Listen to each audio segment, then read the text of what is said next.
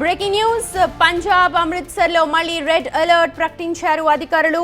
పాక్ వైమానిక దాడులకు పాల్పడితే ఆ అవకాశాలు ఉన్నాయని చెప్పి తెలుస్తోంది. అందుకే ఇళ్లలోనే ఉండాలని చెప్పి హెచ్చరికలు జారీ చేస్తూ ఉన్నారు. మళ్ళీ అక్కడ సైరన్స్ మోగాయి. భయపడాల్సిన అవసరం లేదు అని సూచనలు చేస్తున్నారు. కానీ అత్యవసరం ఉంటేనే పోలీస్ కంట్రోల్ రూమ్లకు కాల్ చేయాలని చెప్పి కూడా సూచనలు చేస్తూ ఉన్నారు. ఎందుకంటే అక్కడ పాక్ దాడి చేసే అవకాశాలు ఉన్నాయి అన్న ఒక ఇంటెలిజెన్స్ రిపోర్ట్ ప్రకారం ఇప్పుడు పంజాబ్ అమృత్సర్లో మళ్ళీ రెడ్ అలర్ట్ ని ప్రకటించారు అధికారులు.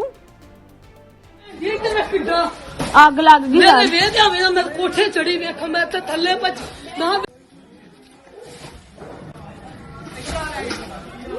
ड्रोन डिग्गा पे आग लग गई मैं कोठे चढ़ी वेख मैं तो थल्ले भज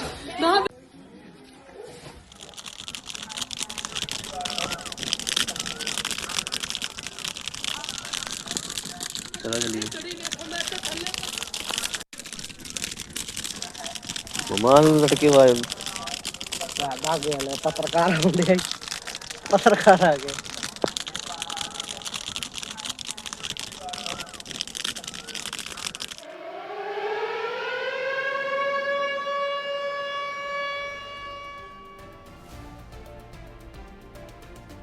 పంజాబ్లోని పాక్ డ్రోన్ శకలాలు లభ్యమయ్యాయి. మగ్లాని కోట్ గ్రామంలోని పంట పొలాల్లో ఈ శకలాలను గుర్తించారు స్థానికులు. పోలీసులకు సమాచారం అందించారు. దాంతో ఆ శకలాలను స్వాధీనం చేసుకున్నారు పోలీసులు. రాత్రి భారత్పై పాక్ దాడికి ప్రయత్నించింది. డ్రోన్స్ మిసైల్స్ తో అటాక్ చేసింది. అయితే పాక్ దాడులను సమర్థవంతంగా తిప్పికొట్టింది భారత్. డ్రోన్లను మొత్తం నేలమట్టం చేసింది. ఇండియా కూల్చివేసిన డ్రోన్ శకలాలు కొన్ని పంట పొలాల్లో కనిపించాయి. స్థానికులు సమాచారం అందించడంతో అధికారులు వాటిని స్వాధీనం చేసుకున్నారు. ప్రస్తుతం ఆ శకలాల విజువల్స్ ని బిగ్ టీవీ స్క్రీన్ మీద చూస్తున్నారు. పంజాబ్ లోని కోట్లో భారత్ కూల్చిన డ్రోన్ ఒకటి మనకు కనిపిస్తోంది. అలాగే మరో ప్రాంతం హర్యానాలో అలాగే అమృత్సర్లో కూడా ఇళ్ల పైన అక్కడ ఉన్న ఇంటి పైన ఒక డ్రోన్ కూలింది. దానికి సంబంధించిన విజువల్స్ కూడా కొద్దిసేపటి క్రితం చూశారు. ప్రస్తుతం పంట పొలాల్లో లభ్యమైన హర్యానా సిర్సాలో పాక్ మిస్సైల్ శకలం ప్రస్తుతం ఇంకొక విండోలో మనం చూస్తూ ఉన్నాం. ఏవైతే మిసైల్స్ పాక్ పంపుతోందో వాటన్నిటిని కూడా గగన తలంలోనే మనం పేల్చేస్తూ ఉన్నాం. అంతటి సామర్థ్యం మన దగ్గర ఉంది. అత్యాధునిక పరికరాలతో వాటిని గుర్తించి సాధ్యమైనంత వరకు కూడా ఆకాశంలోనే వాటిని పేల్చేసే దిశగా మన దగ్గర పరిజ్ఞానం ఉంది. అదే దిశగా ప్రస్తుతం చేపడుతున్నాం. ఆ చర్యలే చేపడుతూ ఉన్నారు. చూడొచ్చు, బిటివాడ్ అమృత్సర్లో ఇంటిపై పాక్ డ్రోన్ కూలింది. ప్రస్తుతం అక్కడ స్థానికులందరూ ఒక్కసారిగా భయపడిపోయారు. వాటిని ఆ తర్వాత పక్కనున్న అతను నీళ్లతో ఆర్పే ప్రయత్నం కూడా చేస్తూ ఉన్నాడు. ఇక ఇటు కొన్ని డ్రోన్ శకలాలు ఇటు హర్యానా అలాగే పంజాబ్లో కనిపించాయి. పంట పొలాల్లో వాటి షెల్స్ అన్ని కూడా కనిపించాయి. వెంటనే అక్కడ స్థానికులు అధికారులకు సమాచారం అందించారు. అధికారులు అక్కడికి వచ్చి వాటన్నిటిని కూడా స్వాధీనం చేసుకున్నారు. आग लग गई मैं कोठे चढ़ी वेख मैं तो थल्ले भज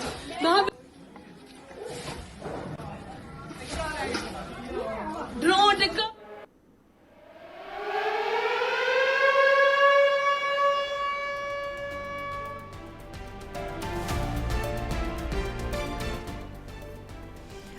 బ్రేకింగ్ చూస్తున్నాం. ప్రధాని నరేంద్ర మోదీ నిన్న త్రివిధ దళాధిపతి నేతలతో సమావేశమయ్యారు. వరుసగా 2 రోజులు రాత్రి వేళల్లో పాక్ సైన్యం అటాక్ చేస్తోంది, డ్రోన్లతో దాడులు చేస్తోంది. దీనిపైనే ప్రధానంగా చర్చించినట్టుగా ఇన్ఫర్మేషన్. అయితే వాటిని ఎలా నియంత్రించాలి అని డిస్కస్ చేసినట్టుగా మనకు సమాచారం ఉంది.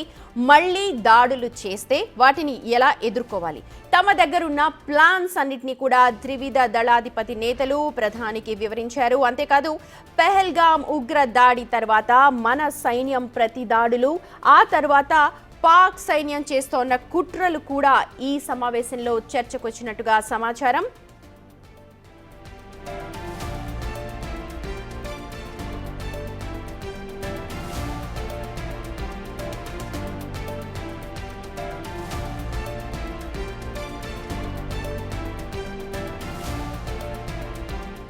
ఇరు దేశాల మధ్య యుద్ధ వాతావరణం కమ్ముకుంటున్న పరిస్థితుల్లో ఎలాంటి వ్యూహాలతో ముందుకు వెళ్ళాలి అని కూడా అధికారులు ప్రధానికి దిశానిర్దేశం చేస్తున్నారు. అలాగే త్రివిధ దళాల మాజీ అధికారులను కూడా మోదీ సమావేశమైనట్టుగా అధికార వర్గాలు చెప్తూ ఉన్నాయి. భారత్ పాక్ మధ్య తీవ్ర ఉద్రిక్తతలతో తాజా పరిస్థితులపై శుక్రవారం వారితో చర్చించారు.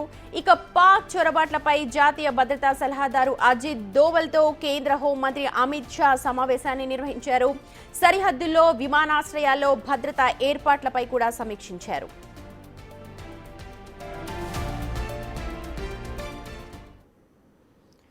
బార్డర్లో అయితే హై టెన్షన్ వాతావరణం నెలకొంది. రాత్రి వేళల్లో పాకిస్తాన్ దాడులకు తెగబడుతోంది. దీనికి సంబంధించి ప్రధాని మోదీ త్రివిధ దళాధిపతి నేతలతో సమావేశమయ్యారు. ఎలాగ ముందుకు వెళ్లాలి అనే దానిపైన చర్చించినట్టుగా తెలుస్తోంది. మా ప్రతినిధి శివ ఉన్నారు మనకు ఓవరాల్ అప్డేట్స్ అందించడానికి లైవ్ ద్వారా. Over to you Shiva. Right Sumathi, ప్రధానంగా చూసుకుంటే గత 2-3 రోజులుగా కూడా పాకిస్తాన్ అటు జమ్మూ కాశ్మీర్ కానీ ఇటు పరిసర ప్రాంతాల్లో డ్రోన్లతో విరుచుకుపడుతున్న పరిస్థితి కనిపిస్తుంది. డ్రోన్ల ద్వారా సామాన్య ప్రజానికాన్ని టార్గెట్ గా చేసుకుని వారిని ఏదో ఒక విధంగా భారత్ కు నష్టం చేకూర్చాలనే ఉద్దేశంతో దాడులకు పాల్పడుతుంది. కానీ ప్రతి చోట కూడా యాంటీ డ్రోన్స్ ద్వారా భారత్ పాకిస్తాన్ వినియోగించే డ్రోన్స్ అన్నిటి కూడా విచ్ఛిన్నం చేస్తున్న పరిస్థితి కనిపిస్తుంది. అంటే ఆకాశంలోనే వాటిని నిర్వీర్యం చేస్తుంది. దాని ప్రభావం భూమి మీద పడకుండా ఉండే విధంగా కూడా భారత్ దగ్గర ఉన్న S-400 కానీ L-70 ZD-23 శిల్కా anti drone system ఏదైతే ఉందో వాటి ద్వారా పాకిస్తాన్ ప్రయోగించే ప్రతి డ్రోన్, మిసైల్, షెల్లింగ్ అన్ని కూడా నిర్వీర్యం చేస్తుంది. దాని ప్రభావం పనిచేయకుండా చేస్తుంది. కానీ కొన్ని చోట్ల దాని ప్రభావం పనిచేయడం ద్వారా కొన్ని ఇళ్లు ధ్వంసం అవుతూ ఉన్నాయి. మరికొన్ని చోట్ల అడిషనల్ డిప్యూటీ కమిషనర్ కూడా రాజ్ కుమార్ మృతి చెందారు. ఇలా కొన్ని చోట్ల చిన్న సంఘటనలు అయితే కొంత నష్టమైతే జరుగుతున్న పరిస్థితి కనిపిస్తుంది. కానీ కంప్లీట్ గా పాక్ చర్యలను మాత్రం సమర్థవంతంగా భారత్ వాయుసేన తిప్పికొడుతున్న పరిస్థితి కనిపిస్తుంది.